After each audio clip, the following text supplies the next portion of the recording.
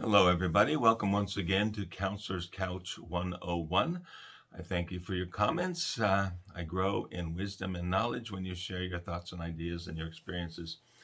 Um, and also, I'm always looking for what is on your minds as far as what you would like to discuss here in this venue. I was thinking the other day, I'm thinking a lot. A lot of people say they have active minds and they can't slow them down. Well, sometimes I feel that way too. Thoughts just racing through your head and you just can't seem to get a control over it. But anyway, a lot of thoughts come up, a lot of memories come up as thoughts currently. And I remember being in high school once, and in the classroom, kids were passing around a cartoon, just a cartoon cell, one picture, from a Playboy magazine.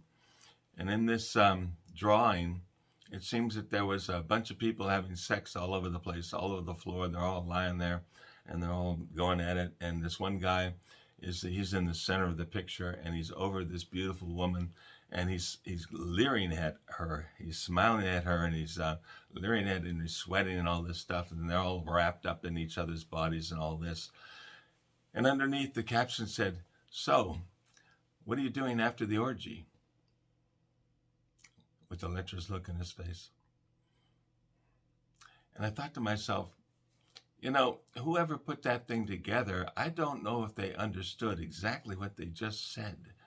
You know, maybe I look at the world perpendicularly or something. Maybe I don't see things the way other people see them. But what are you doing after the orgy? He's got all this sex going on that he could possibly want. It has to exhaust him and deplete him, at least for a time, no matter how young he is. And he's asking, what are you going to do later? And I'm thinking to myself, what that tells me is not that random sex is satisfying. It tells me that it is not satisfying. It's like someone is seeking something that promiscuity doesn't give them, right? It's not there.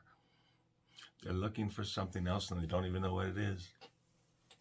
The reason I bring this up, and probably why the reason it came to mind, was I talk to a lot of folks these days, millennials, so to speak, excuse me, who are looking for partners. And we discuss these issues, particularly with young men.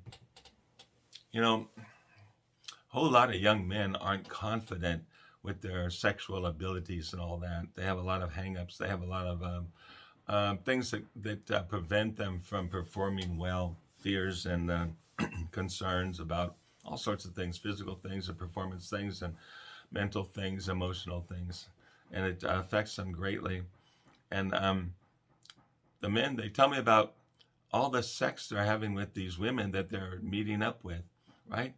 They're meeting females online, and the first thing they do when they get together is they're having sex somewhere in the front seat or the back seat of a car or something outside of a coffee shop.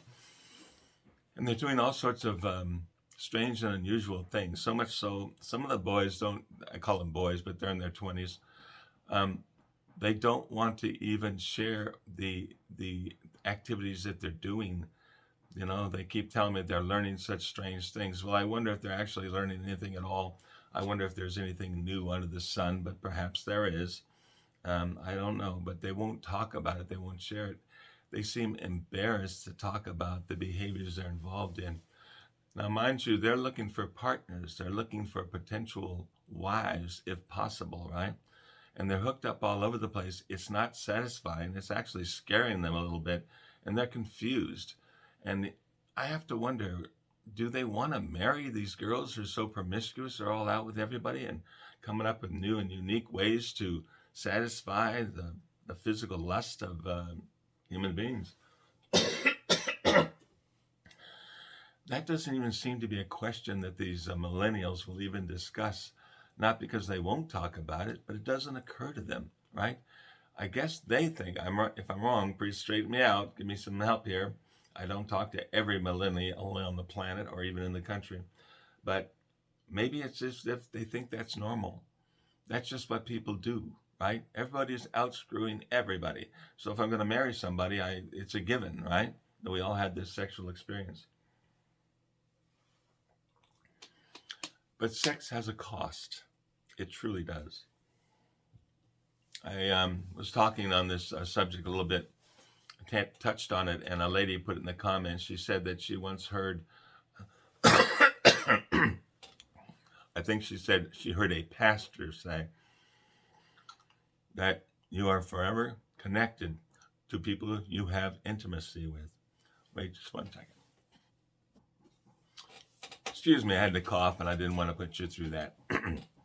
Anyway, this woman commented, she said that someone once said that you are forever connected to whomever you have intimacy with, whoever you have sex with. And I responded and I said, yeah, I've heard that too. I heard it way back. Somehow we're connected. And there's a price to that. Oftentimes it hurts someone's self-esteem. I'm not even sure why that should be.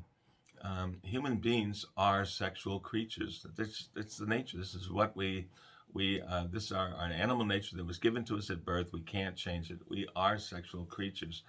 And there's a lot of hang-ups about that. And there are a lot of worries and concerns about people about performing sexually or to being attractive sexually, etc., etc. All these problems connected with this lovemaking, which should be the most basic and the most beautiful thing that human beings ever experience. But these millennials are running around, particularly these young men, like I say, they're in their 20s. They're confused. They sit there and say, I don't know what's going on. This woman's doing all this crazy stuff. She's trying, showing me things I never even dreamed of doing, et cetera, and I'm just going along with it, And she doesn't, seem to have any sort of emotional connection to me at all. We're just going at it, doing all this physical stuff. And as quickly as those things fire up, that's as fast as they die away. The fire flames like a match and goes down and almost out instantly, right? That's what happens to a lot of these relationships that I'm hearing about. I don't actually consider them relationships. I think the term they were using a while back was hookups. We get together, we have sex, we disappear, right? And I keep wondering, a lot of men seem to do that, and apparently wives do too. I wonder if that affects the marriage. I wonder if it affects the family, or does it make it better?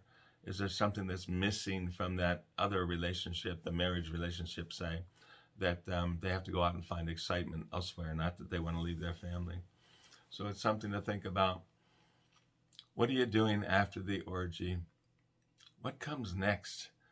If this doesn't satisfy, if this doesn't make us feel good, if this does not fulfill us, what does? Where are we going? What are we looking for? More? I sincerely doubt it. I don't think that's what makes people happy. But I'd be open to hearing and reading your suggestions and your thoughts on that. What are you doing after the orgy when this whole thing is done and all this shouting's over and you look back? What do you want to be able to say? I think it was Katharine Hepburn. Don't shoot me if I'm wrong. You can, correct me if you know the information. But I believe it was Katharine Hepburn, a famous actress. She won more Academy Awards for Best Acting, I think, than anyone else. I believe that's true. And check that one too. But anyway, she never married. And someone once asked her what she wanted to do when she got to the end of her career and she no longer was working or acting or anything. She said, I want to look back and remember all the fun I had, right?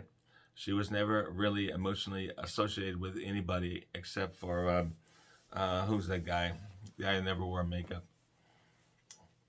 Katharine Hepburn. She was associated with one guy, and apparently she was emotionally connected to him.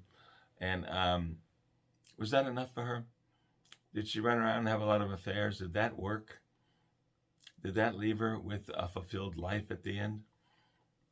I don't know. Maybe it does. But I always wonder, where does that leave the family? What does that do to the condition of the human race, right? How do we find the things we're missing? And what is that underlying thing that is going to make it all worthwhile? I keep thinking it has to be emotional connection with someone who cares about you, someone you can care about, someone the two of you can take care of each other with and enjoy that and find fulfillment and happiness in that type of a relationship. It can't just all be about sex. And I wonder what women do with all of this.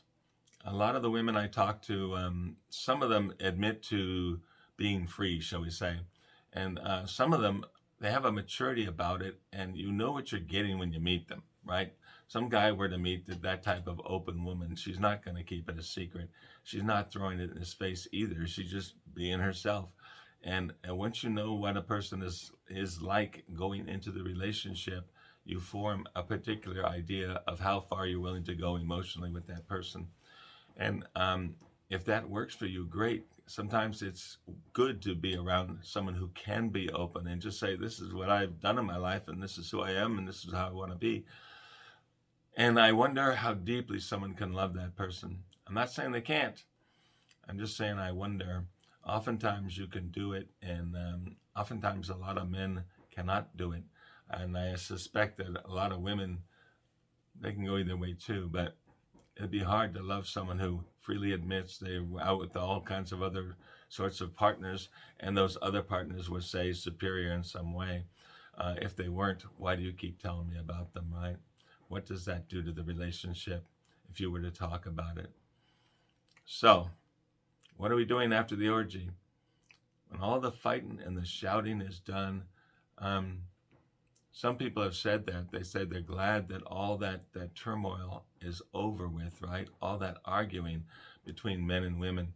And a lot of it has to do along those lines about being attractive or feeling attracted to the other person or by the other person, and feeling fulfilled in being in connection and relationship with that person. Does it work anymore? Or do we marry up because we want to have children and a family and like that, but we're not emotionally connected to the partner? Then where do we get our fulfillment? Or is it like it never comes, sort of a situation, and we recognize it? We just accept it for what it is, right? Everybody's promiscuous. Nobody is connected emotionally with anybody else. That's just life, and what the heck? Got to live it the way it is presented to us. So, I don't know. These are just questions.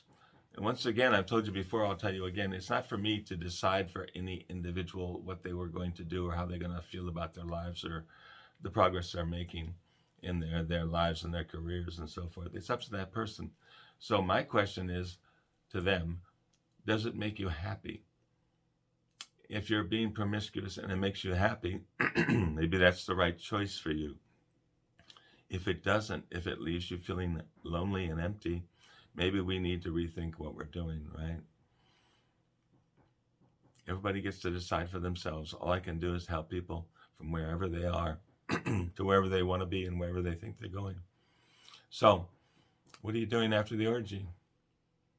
When all the drama is over, what's next? Thanks for dropping by. I look forward to speaking with you next time.